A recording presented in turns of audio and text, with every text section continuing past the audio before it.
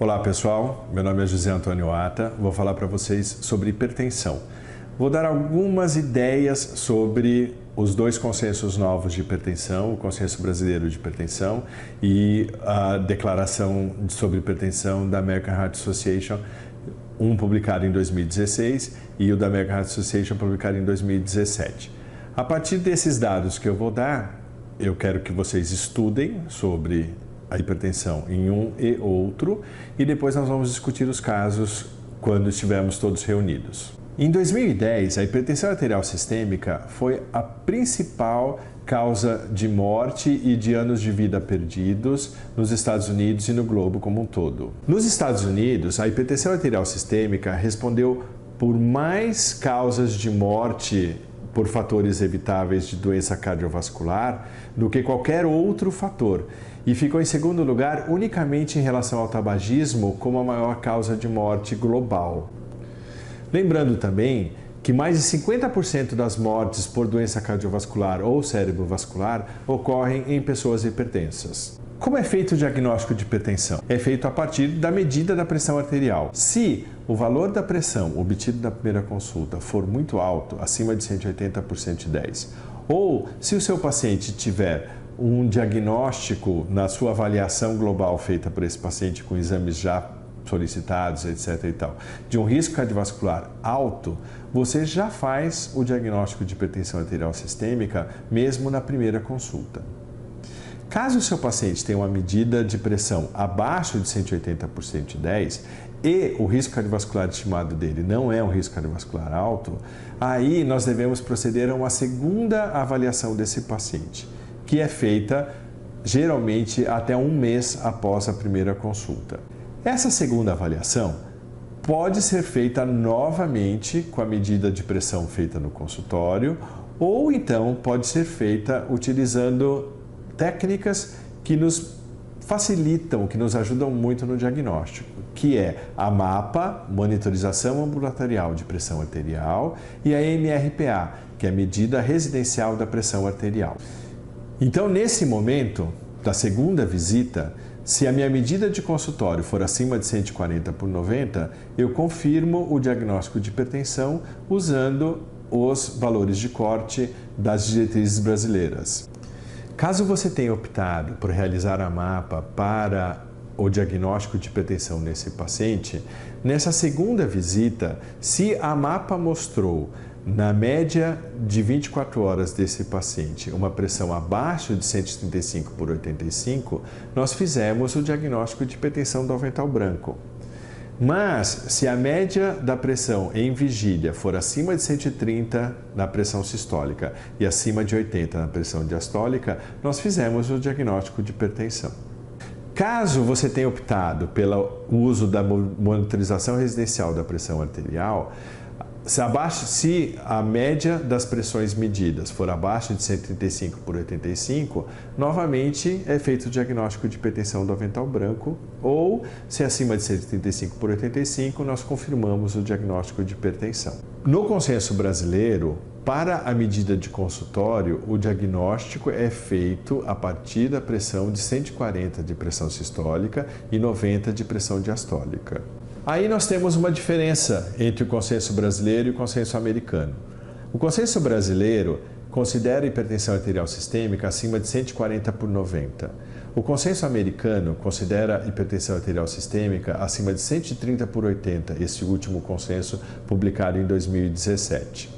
Nas diretrizes brasileiras, a pressão arterial vai se classificar em normal, quando ela é medida abaixo de 120 por 80, pré-hipertensão ou limítrofe, quando está entre 120 e 140 de pressão sistólica e entre 80 e 90 de pressão diastólica, hipertensão grau 1 para os pacientes que têm a pressão acima de 140 por 90 até 160 por 100 de pressão, hipertensão estágio 2 ou grau 2 para as pressões medidas entre 160 e 180 de pressão sistólica e entre 90 e 100 de diastólica, e hipertensão grau 3 ou estágio 3 para as medidas de pressão acima de 180 de sistólica ou acima de 110 de diastólica. Já o consenso americano classifica a pressão arterial em menos categorias do que o consenso brasileiro, são apenas 4 categorias. A primeira delas, pressão normal, quando ela é abaixo de 120 e abaixo de 80, 120 de sistólica, 80 de diastólica. Se a pressão arterial sistólica estiver entre 120 e 130 e a diastólica persistir abaixo de 80, é chamada de pressão elevada. Hipertensão estágio 1 aparece nas pressões acima de 130 e acima de 80, e hipertensão estágio 2 nas medidas de pressão acima de 140 e acima de 90. Vemos aí já uma grande diferença entre o consenso brasileiro e o consenso americano. No consenso americano não existe hipertensão estágio 3, isso desde o sétimo joint já não havia mais essa classificação de hipertensão estágio 3. E hoje houve uma redução do valor de corte para o diagnóstico de hipertensão. Lembrando sempre que quando as medidas de pressão caem em categorias diferentes, por exemplo, a sistólica em estágio 2 e a diastólica em estágio 1, você vai considerar sempre a pior medida, ou seja, o estágio 2, no caso desse nosso paciente, como a classificação de pressão desse paciente. Desde o lançamento desse último consenso da American Heart Association, uma pergunta que tem rodado muito o meio médico é: essa redução dos valores de pressão implica num grande aumento do número de pacientes hipertensos? Implica num aumento do número de tratamento? E a resposta é sim. Apesar da American Heart Association dizer, o consenso da American Heart Association dizer que essa repercussão é pequena, não deve ser tão pequena assim, porque aumentou o número de pacientes diagnosticados e aumentou, consequentemente, o número de pacientes a serem tratados medicamentosamente nessa nova população. O que a American Heart Association alega é que esse número de pacientes em que a indicação de tratamento farmacológico aconteceu não é tão grande assim e que a maioria dos pacientes continua sendo recomendado o tratamento não farmacológico. Por isso, o impacto em termos de custo de medicamento não seria tão grande. Quando vamos iniciar o tratamento de um paciente hipertenso, é interessante a gente não imaginar a hipertensão como uma doença, e sim imaginar a hipertensão como mais um fator de risco para a doença cardiovascular desse nosso paciente. Dessa forma, o nosso tratamento vai ser muito mais global, muito mais indicado e especificado para aquele paciente em si que nós estamos vendo naquele momento. Então, em toda instância, quando a gente fala no tratamento de hipertensão, o risco cardiovascular global deve estar na nossa frente, deve estar sempre sendo o nosso guia. Portanto, a classificação de risco cardiovascular é super importante para a minha decisão terapêutica. Assim, quando eu estou avaliando meu paciente hipertenso, além do estágio de hipertensão desse meu paciente, eu vou procurar alguns outros fatores, que são, por exemplo, os fatores de risco para doença cardiovascular clássicos de Framingham, a presença de lesão subclínica de órgão-alvo, também chamada de lesão de órgão-alvo, a presença de condições clínicas associadas, principalmente a existência de doença cardiovascular ou cerebrovascular estabelecida, ou a presença de doença renal crônica. Todos esses fatores eu vou levar em consideração para fazer uma classificação global de risco do meu paciente, e eu vou ter hipertensos de alto risco cardiovascular, hipertensos de médio risco cardiovascular e hipertensos de baixo risco cardiovascular. E aí, a partir dessa classificação de risco cardiovascular e o valor da hipertensão, eu vou tratar o meu paciente, eu vou planejar o tratamento farmacológico e não farmacológico desse paciente.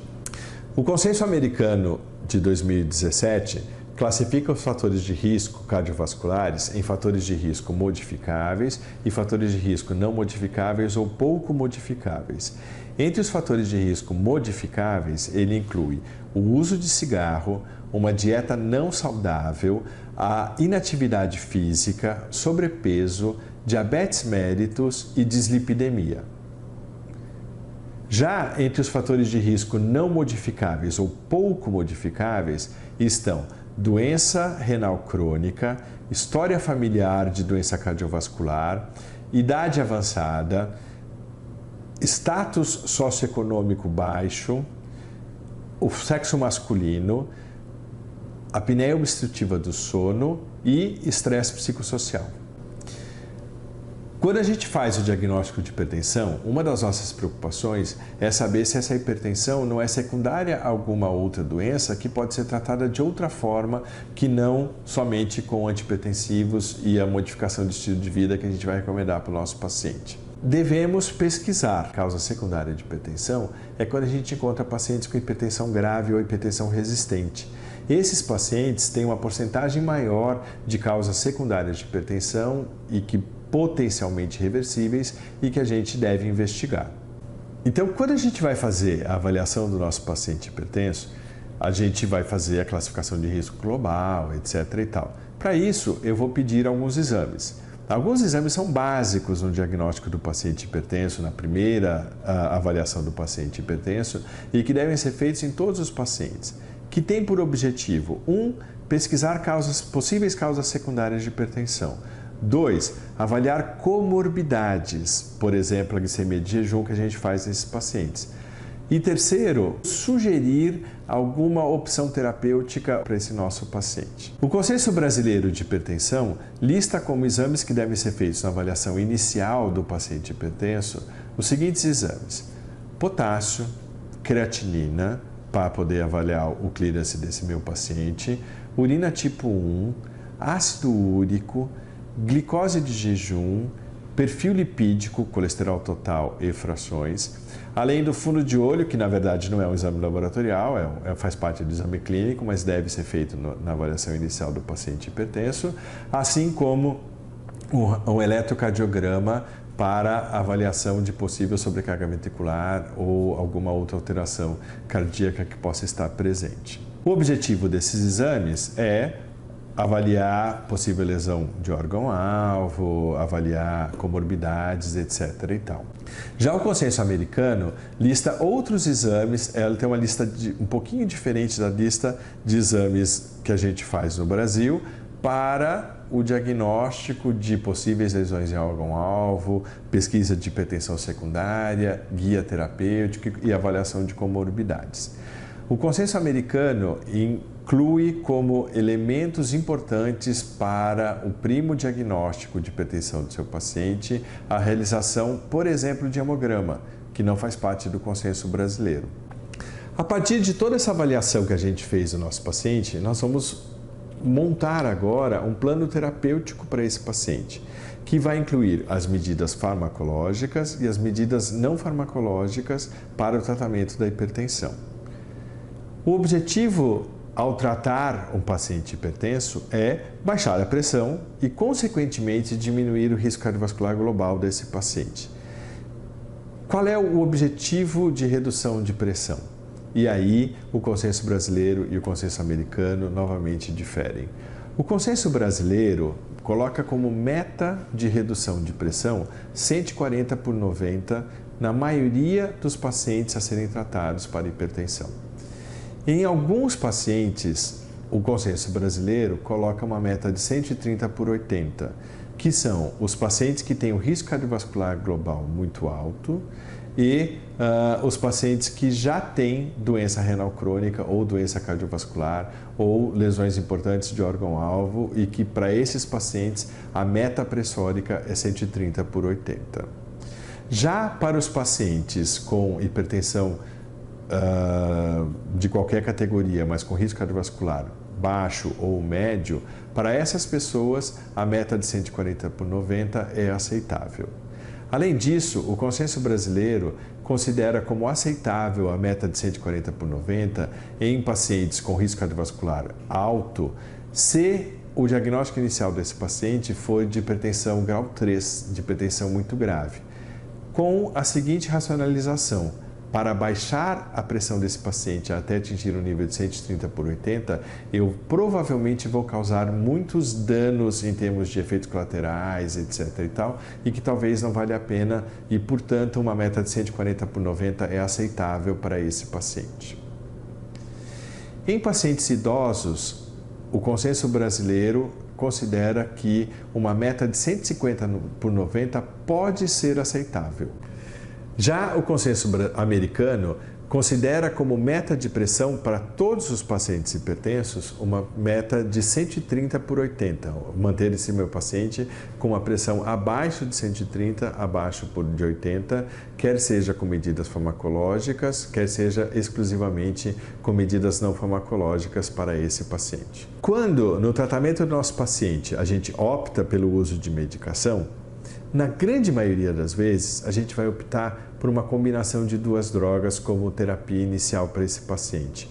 Em poucas situações, a monoterapia vai ser recomendada, isso eventualmente para pacientes de baixo risco cardiovascular com hipertensão estágio 1 no modelo brasileiro, e no consenso americano, a grande maioria dos pacientes já vai iniciar o tratamento com a combinação de duas drogas, pelo menos. Ainda em relação à terapêutica, os Estados Unidos, o consenso americano, ele enfatiza as diferenças étnicas e a escolha de medicamento a partir dessas diferenças como uma medida a ser levada em consideração. O consenso brasileiro fala muito pouco sobre isso, principalmente porque em nosso país a gente tem pouquíssimos estudos de tratamento em função de etnicidade.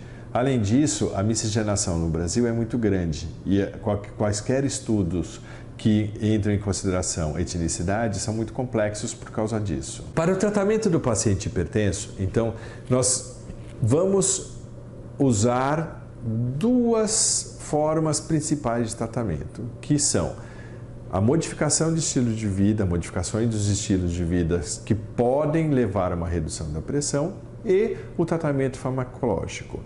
Vou falar inicialmente da modificação de estilo de vida. Quais são as modificações de estilo de vida que têm impacto no tratamento do paciente hipertenso? Quando a gente fala em modificação de estilo de vida, nós falamos de várias circunstâncias que devem ser modificadas. E lembrando sempre que isso é uma negociação entre o médico e o paciente.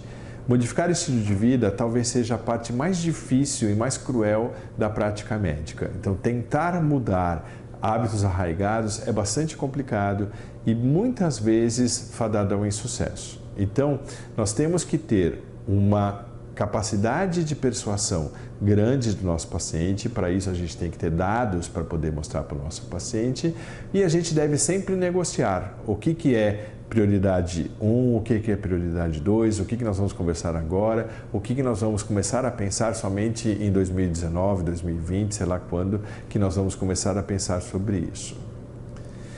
Dentre as modificações de estilo de vida que têm impacto na redução da pressão, o primeiro e talvez o mais importante é a redução de peso. A presença de sobrepeso ou obesidade é um dos maiores fatores de risco para o aparecimento de hipertensão, e a redução do peso leva a uma grande redução da pressão. Não precisa ser a meta minha colocar o meu paciente com IMC abaixo de 25. Qualquer redução de peso já vai ter um impacto negativo, no caso, nos valores de pressão desse nosso paciente, e, portanto, é bastante recomendável. Então, vamos colocar metas atingíveis, metas factíveis para o nosso paciente, numa perda de peso regular, numa perda de 1, 2, 4 quilos por mês ao máximo, 10 quilos por ano. São metas bastante razoáveis que o paciente consegue se adaptar. E como é que a gente faz a redução de peso? A redução de peso é feito com basicamente duas coisas. A primeira, a redução da ingesta de calorias, e a segunda, o aumento do consumo de calorias a partir da prática de atividade física. Uma terceira medida que podemos usar para a redução do peso é a redução farmacológica do peso, ou o uso de agentes farmacológicos para redução de peso, que são muito pouco recomendáveis no paciente hipertenso, posto que a maioria dessas drogas levam a uma elevação da pressão, principalmente os derivados anfetamínicos. Mesmo a sibutramina, que é uma droga um pouco mais segura do que os derivados anfetamínicos, também leva a uma elevação da pressão arterial e, portanto, não está recomendado. Dentre as drogas possíveis de ser utilizada está o Orlistat, que por não ser absorvido, ele tem pouquíssimo efeito sistêmico e, portanto, é uma droga que a gente pode usar com relativa segurança no paciente hipertenso.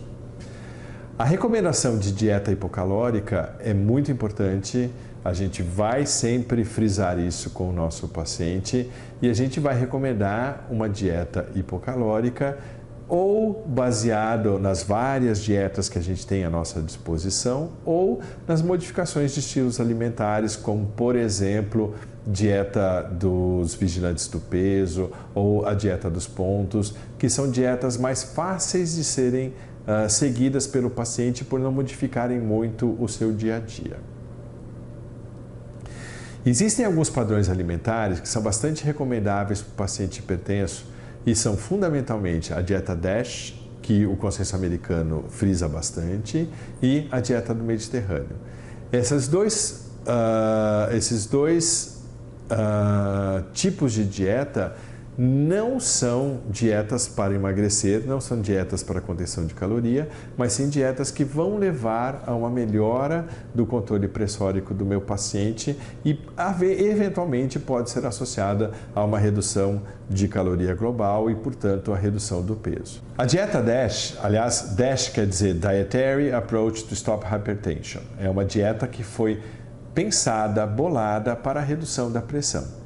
E ela leva em conta alguns princípios que são pouco consumo de carne vermelha, consumo de laticínios, basicamente na forma de laticínios desnatados, consumo regular de frutas, verduras e legumes, de 5 a 7 porções diárias de frutas, verduras e legumes, sendo que uma porção é mais ou menos o equivalente a meio pires de fruta, verdura ou legume. Além disso, o consumo de grãos e farinhas integrais e o consumo de nozes, né? Uma porção regular de nozes todo dia. Talvez a grande vantagem da dieta DASH seja esse excesso de verduras, legumes e vegetais. Não excesso, mas esse alto consumo de verduras, legumes e vegetais, porque isso vai levar a um aumento da quantidade de potássio nessa dieta e talvez esteja aí o grande benefício da dieta DASH. Então, estudos mostram que a adoção de uma dieta tipo DASH leva à redução da pressão e de forma significativa.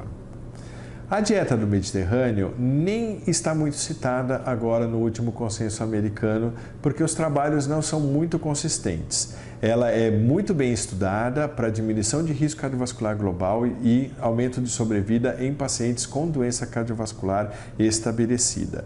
Para a hipertensão, alguns trabalhos mostram, assim, a sua utilidade na redução da pressão, mas o consenso americano nem coloca isso como uma recomendação forte da adoção desse padrão de dieta do Mediterrâneo.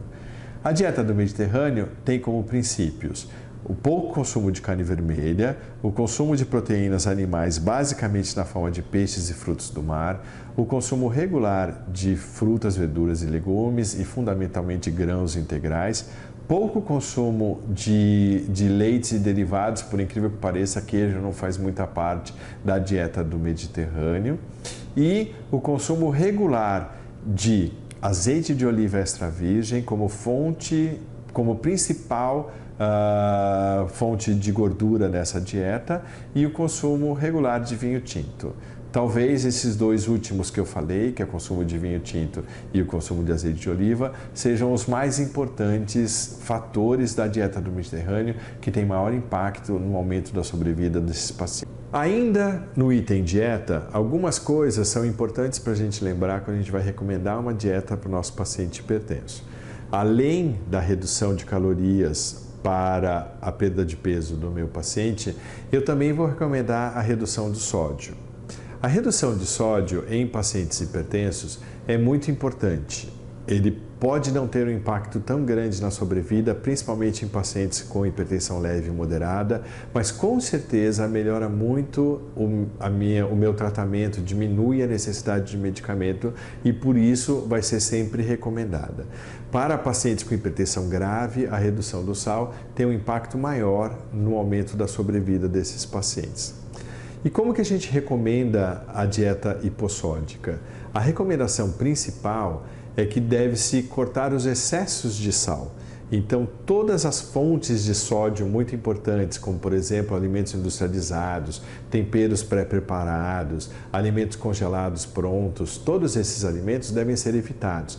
Enlatados, embutidos, queijos, né? Todos esses alimentos têm um excesso de sódio e que deve ser evitado pelo nosso paciente. Assim como o uso do saleiro na mesa, isso também deve ser evitado. Na preparação do alimento, o que a gente deve recomendar ao cozinheiro da casa, a pessoa que faz a comida na casa, é que use mais temperos naturais do tipo ervas, condimentos, etc. e tal, e use menos o sal para realçar o sabor do alimento. Isso é bastante complicado no Brasil, porque o sal é um fator cultural. Muito se acredita que a força do alimento esteja no sal. Então, a comida salgada é uma comida que sustenta, é uma comida que dá força. E retirar o sal torna a comida fraca, uma comida que não sustenta. Vencer essa barreira pode ser uma das grandes dificuldades que a gente tem na adoção de uma dieta hipossódica para o nosso paciente. Além da dieta hipocalórica e da dieta hipossódica, nós também vamos recomendar ao nosso paciente que consuma bastante frutas, verduras, vegetais, alimentos ricos em potássio. A suplementação alimentar de potássio, não na forma de tablete, não na forma de comprimido de potássio, mas na forma de alimentos ricos em potássio, também está associado a uma maior redução da pressão e acaba valendo a pena. Voltando ao item redução do peso, além da diminuição da ingesta de caloria, uma outra coisa que nós vamos preconizar para o nosso paciente é a prática regular de atividade física.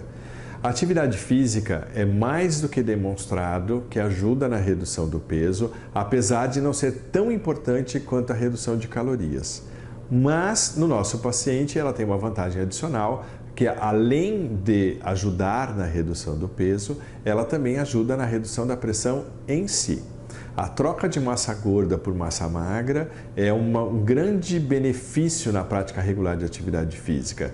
Essa maior quantidade de massa magra leva a uma diminuição da resistência periférica da insulina e leva também a uma diminuição da resistência vascular periférica, portanto, com melhor controle pressórico para o nosso paciente. Qualquer tipo de atividade física é do bem. Podemos recomendar fazer atividade aeróbica, fazer atividade resistiva com baixo peso. Todas essas atividades são bastante benéficas no tratamento do paciente hipertenso. Eventualmente temos que ter um pouco de paciente com hipertensão grave. O paciente que está descompensado da hipertensão não deve realizar atividade física, a não ser atividade física habitual de caminhar para o seu trabalho ou voltar para casa, mas não deve fazer outras formas de atividade física enquanto a pressão está fora de controle por um possível risco de complicações. Ainda nas medidas não farmacológicas, além da dieta de vários padrões dietários que eu já mencionei para vocês e da prática regular de atividade física, a gente deve enfatizar com o nosso paciente o controle do consumo do álcool. O álcool em consumo regular leva a um aumento da pressão. Talvez uma pequena quantidade de álcool não seja prejudicial e talvez pode ser mantido no paciente que consome álcool. Mas, se o seu paciente consome álcool em excesso, é fortemente recomendado que ele diminua a quantidade de álcool que ele consome por dia. Quanto? O que a gente recomenda é para homens um máximo de 30 gramas de etanol ao dia, que vai ser equivalente a 2 doses de bebida destilada, ou 2 latinhas de cerveja, ou 2 taças de vinho. E para a mulher, a metade disso, que é uma latinha de cerveja, uma dose de destilado, ou uma taça de vinho por dia. Parece muito, mas a redução a esses valores já vai ter um impacto bastante significativo no controle pressórico desse nosso paciente. Outra coisa que nós vamos recomendar para o nosso paciente hipertenso é o controle do estresse. O controle de estresse é muito difícil de ser medido, então os trabalhos não são muito bons porque não são trabalhos com dados muito objetivos, são trabalhos mais subjetivos, geralmente eles usam um pequeno número de pacientes, então nós não temos uma robustez de dados que nos recomende a redução de estresse. Mas, aparentemente, a redução de estresse é benéfica para o controle da pressão e deve ser recomendada, com a prática de atividades físicas regulares ou a realização de meditação transcendental, outras formas de meditação, controle respiratório, Tai Chi Chuan, qualquer coisa que a gente possa fazer que vai reduzir o nosso estresse pode ter um impacto benéfico também na redução da pressão. Uma outra coisa importante para a gente falar é sobre cessação de tabagismo. O cigarro é o maior fator de risco para a doença cardiovascular, o segundo maior fator de risco para a doença cardiovascular e o maior fator de risco de morte evitável por qualquer causa. E nós sempre vamos recomendar ao nosso paciente que pare de fumar, mesmo no nosso paciente hipertenso, mesmo sabendo que a redução do cigarro não tem impacto na redução da pressão. Apesar do uso do cigarro elevar momentaneamente a pressão, não existe uma associação entre a doença tabagismo e a doença hipertensão. E a redução do cigarro não leva a um impacto positivo, no caso que a gente quer, um impacto negativo na pressão do nosso paciente. Na verdade, o que pode acontecer é até o contrário. Quando você para de fumar, você pode ter um ganho de peso associado a isso e isso pode ser prejudicial ao seu controle pressórico. Além disso, a abstinência da nicotina também pode levar a um aumento da pressão momentaneamente. Mas é claro que isso não nos vai impedir de recomendar para todos os nossos pacientes hipertensos que parem de fumar, nem que a gente tenha que depois renegociar com ele a perda de peso que por acaso possa ter acontecido. Então, para todos os pacientes hipertensos, a gente vai recomendar a modificação de estilo de vida e muitas vezes essas modificações de estilo de vida vão ser suficientes para levar o nosso paciente a um nível de controle que eu quero da sua pressão.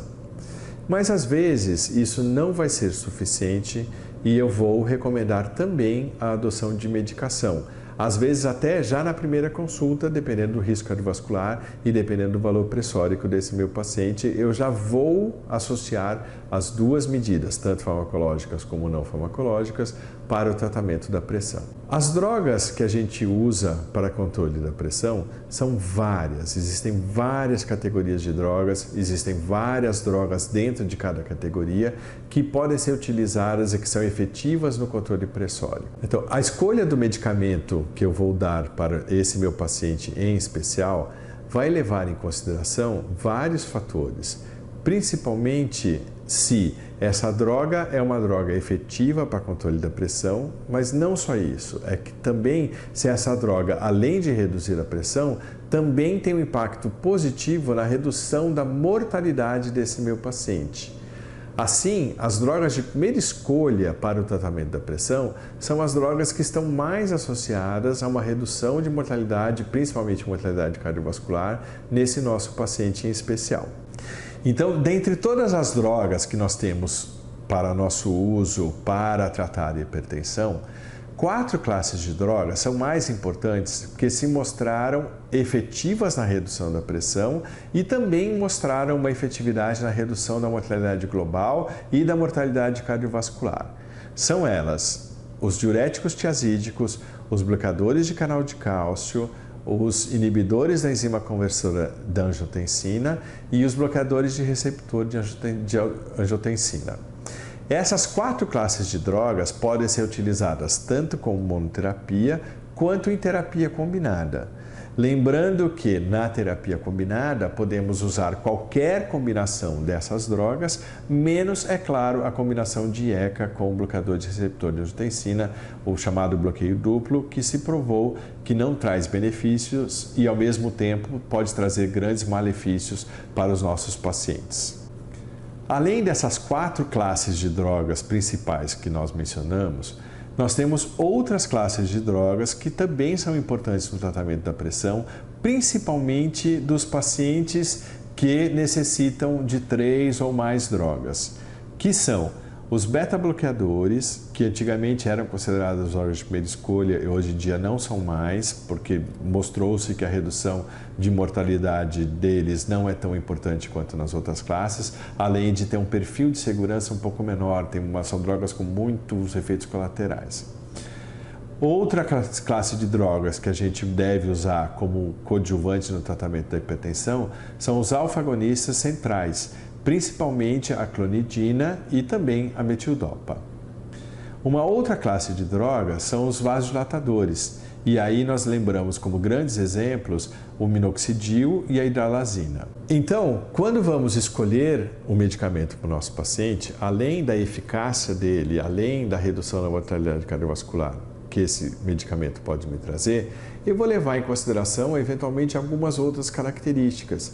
Por exemplo, o diurético tiazídico é uma droga extremamente eficaz para o tratamento da pressão, é uma droga de uso único diário que é bastante importante, isso aumenta bastante a aderência do nosso paciente quando a gente usa um esquema de dose única diária.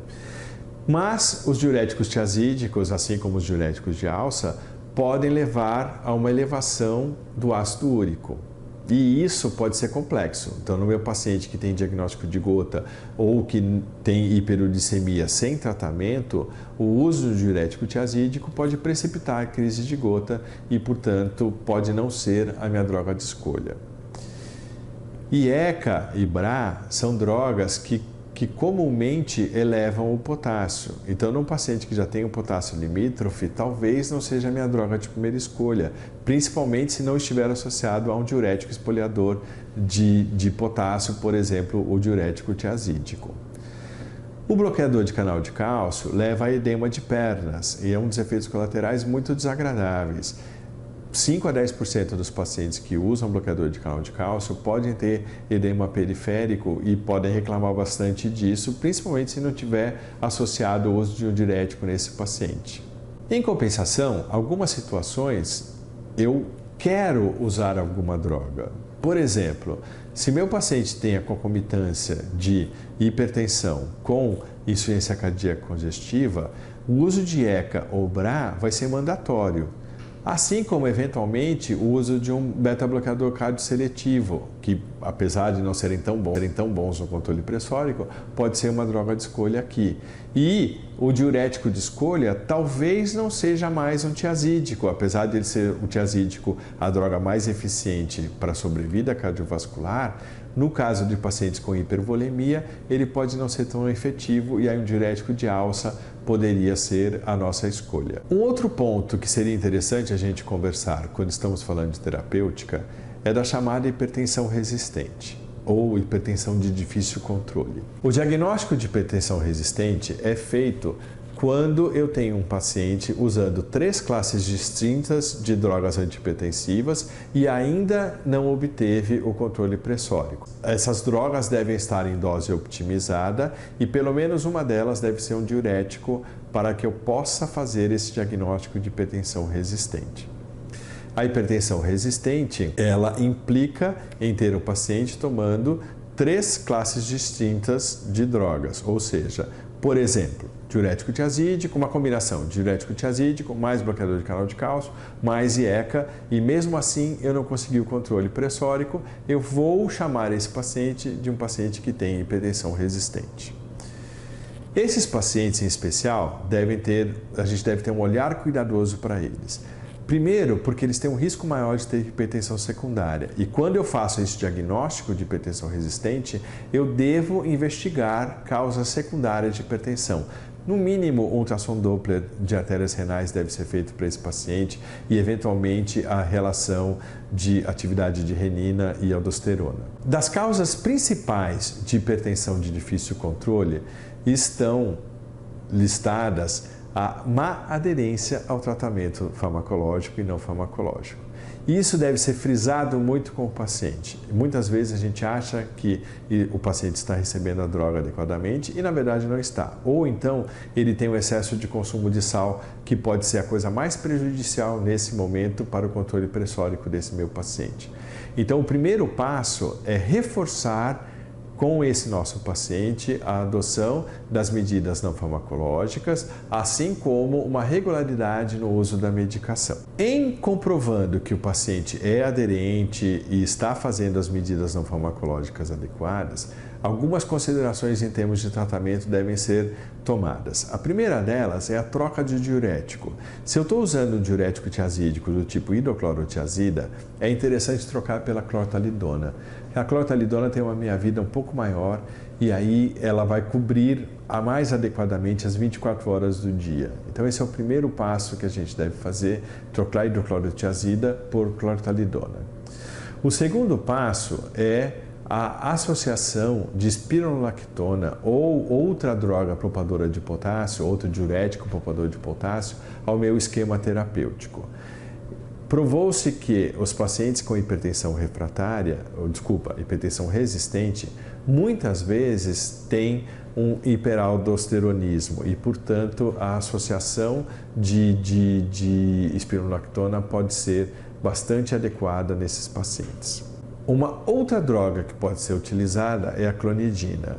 Esses pacientes têm um tônus adrenérgico aumentado, mostrado já em vários trabalhos, e esse tônus adrenérgico pode ser reduzido com uma droga que diminui o tônus adrenérgico centralmente, no caso específico, a clonidina. Hipertensão refratária é um outro capítulo e que eu não vou nem entrar aqui muito com vocês, porque é uma coisa extremamente rara, mas é o paciente que usa 5 drogas e ainda não tem controle da sua pressão, ou seja, é o máximo da falência do tratamento. Finalizando, gostaria de falar para vocês para sempre se lembrarem que a hipertensão não deve ser tratada como uma doença, mas sim como um fator de risco para a doença cardiovascular. Nesse momento, eu vou estar tratando mais globalmente o meu paciente e vou ter mais sucesso no tratamento do meu paciente e, portanto, uma chance maior de estar agregando anos de vida a esse meu paciente. O tratamento da hipertensão é multiprofissional. Eu falei para vocês de várias intervenções diferentes que devem ser dadas ao paciente, e aí a presença de um educador físico, de um fisioterapeuta, de farmacêutico, nutricionista, enfermeiro é bastante interessante para aumentar a adesão do meu paciente e aumentar a nossa chance de sucesso.